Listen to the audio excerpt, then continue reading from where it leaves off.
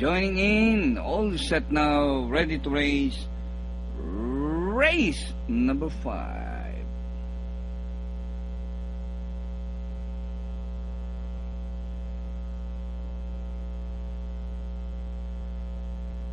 About 100 meters is the distance.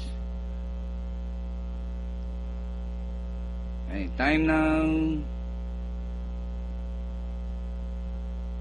And the race is on. Ni Hao has to begin. Just Joking, moving up his Ting Tang. Renzi stays by the rally. Scott May worth the wait. And inside the last 950, Ni Hao, the outstanding favorite by half a length, followed by Just Joking. Ting Tang racing in third, on the outside fourth. Renzi stays, Scott May, and worth the wait.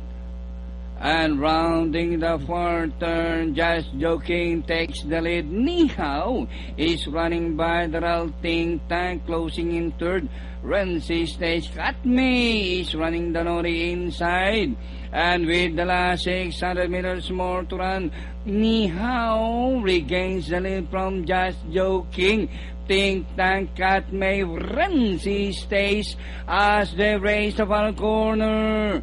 Ni Hao by about 2 lengths, Just Joking. Ting Tang, Danori inside, Katme, Renzi stays. But Ni Hao still the leader. And on the outside, Just Joking. And nearing the finish line, the horse of Vicente Enteng Gobon. Ni Hao winning this race. Second, Ting Tang, Just Joking trifecta. Katme, quartet, pentafecta.